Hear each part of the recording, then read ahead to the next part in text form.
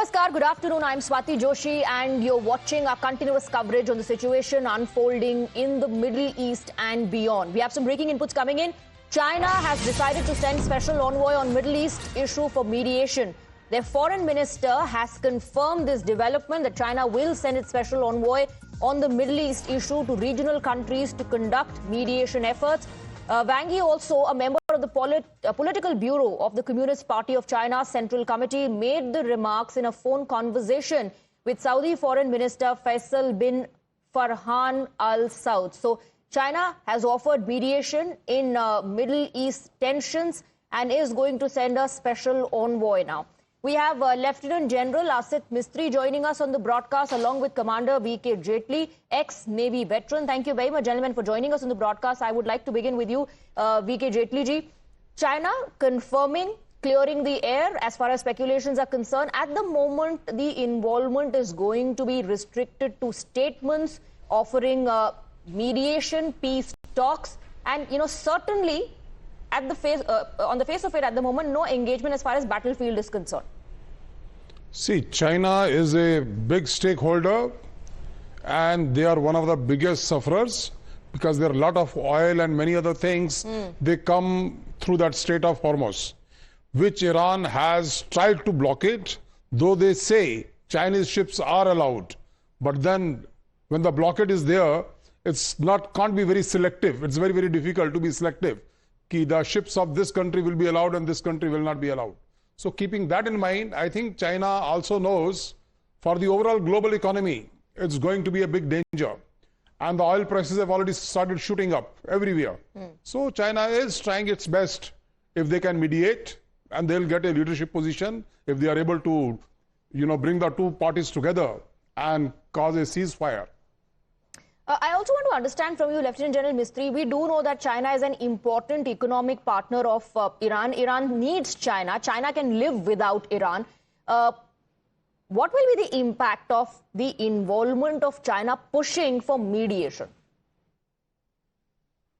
See, as Commander Jaitley brought out, China as a country by itself has a lot of issues at stake with the ongoing war in the Middle East. Stability in Middle East is critical to China because it is critically dependent on Middle East for its energy requirements, plus other geopolitical gains that it is seeking. Secondly, China is in a clear competition with the US to be the #1 power. There is a kind of an idea that they have a 100-year marathon that by 2049, that is 1 century of the establishment of the People's Republic of China, they want to be the numero uno, the primary power in the world. So therefore, they are in a competition with the US in all dimensions. And if they succeed in, some kind of mediation and are able to find a solution, their diplomatic heft will increase substantially. But that's a larger aim. The immediate aim, I suppose, is to ensure the criticality of supplies of the energy resources. So China is focusing on barrels, not battlefield obligations, but at the same time is looking to be a superpower in terms of, pushing mediation and using its diplomatic powers. Gentlemen, do stay on with us. Now, it has been 6 days since the United States and Israel launched Operation Epic Fury and Operation Roaring Lion against Iran, a military campaign that has quickly turned into one of the most intense conflicts the Middle East has seen in decades. The operation began in the early hours of February 28th with a wave of coordinated airstrikes across Iran. American and Israeli forces targeted military command centers, ballistic missile bases, air defense networks, naval facilities, and key regime infrastructure. The opening strike was also a decapitation attack, killing Iran's supreme leader Ayatollah Ali Khamenei and several senior military and security officials. And since that moment, the war has expanded rapidly across air, missile, and naval battlefields and is now spreading across the region. 6 days into Operation Epic Fury, the big question is simple. Who is winning the war and how far will it go? United States says Operation Epic Fury is aimed at destroying Iran's ability to threaten the region and preventing it from developing nuclear weapons. U.S. Central Command says nearly 2,000 targets inside Iran have already been hit since the war began. The targets include ballistic missile launchers, military airfields, Revolutionary Guard command centers, radar systems and naval bases. More than 50,000 American troops, around 200 fighter aircraft, strategic bombers and 2 aircraft carrier strike groups are now involved in the campaign against Iran. U.S. officials have released a video highlighting the first 100 hours of Operation Epic Fury. Take a look. And its partners have launched Operation Epic Fury, the most lethal, most complex, and most precise aerial operation in history. Our military in the Middle East is undertaking an unprecedented operation to eliminate Iran's ability to threaten Americans, as they've been doing for nearly half a century. We are also sinking the Iranian Navy, the entire Navy. We didn't start this war, but under President Trump, we are finishing it.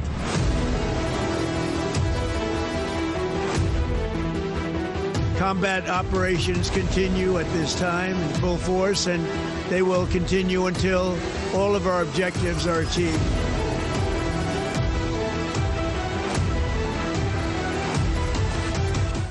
All right, so here's a video that has been released by U.S. Central Command that talks about or covers the 100 hours of Operation Epic Fury. And you heard the commentary, which was the statements that were given by U.S. President Donald Trump and other leaders. The military might of America that at the moment is involved as far as battlefield Iran is concerned, and the targets that have been hit, with no side showing any restraint or any signs of backing off. It's clear that this is going to continue. Iran, in fact, time and again reiterating that it is going to hit back in equal measure.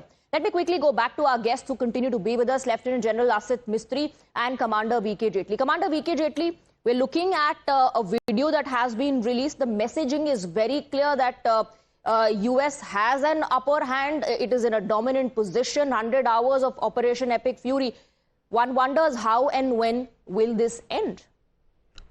See, their air defense of Israel is very, very strong compared to what Iran has. So today, as far as airspace is concerned, they are totally dominating. They are able to hit wherever they want to hit. Similarly, now they are trying to control their marines also. So all the sea routes, for example, US is trying that we should control them. They have given the option for all the ships to cross the Strait of Hormuz also, that they will escort them.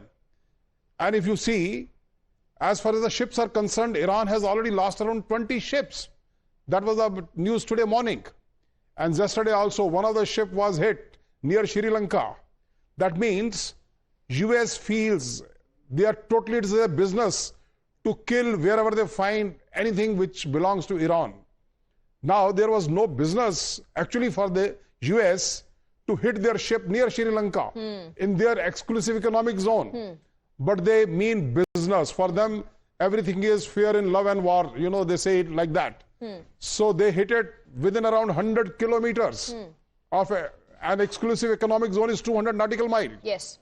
So I think US is fully determined to destroy Iran totally till the regime is changed to the people who believe in peace with Israel and all over the world. Although there were conflicting statements that came in. Remember when Donald Trump spoke about the regime change, and the other leaders that tried to balance out the entire situation, saying that, you know, they are not interested in any sort of regime change, that it's up to the leaders in Iran. We'll get back to that. US officials say this is the largest American military buildup in the Middle East in a generation. President Donald Trump has projected complete confidence in the war effort. He claims that the United States is doing very well on the war front and even rated the operation 15 out of 10. We're doing very well on the war front, to put it mildly, I would say. Somebody said, on a scale of 10, where would you rate it? I said about a 15. And we're going to continue to do well. We have the greatest military in the world by far. And that was a tremendous threat to us for many years. 47 years they've been killing our people and killing people from all over the world. And I think we have great support. And I think if we didn't do it first, they would have done it to Israel and give us a shot if that was possible. And if we didn't terminate the worst deal, one of the worst deals ever made, the Obama nuclear deal, I call it the Obama nuclear deal, where he gave everything to Iran, including a nuclear weapon. It was a road to a nuclear weapon. Bad things would have happened 4 years ago, because they would have had a weapon 4 years ago if I didn't terminate that deal. So we're in a very strong position now, and their leadership is just rapidly going. Everybody that seems to want to be a leader, they end up dead. And it's an amazing thing that's taking place before your eyes, because for 47 years we were pushed around, and we shouldn't have been. And I think I can say, and you see it as well as I do, you see the tremendous progress that's being made. Their missiles are being wiped out rapidly. Their launchers are being wiped out. They're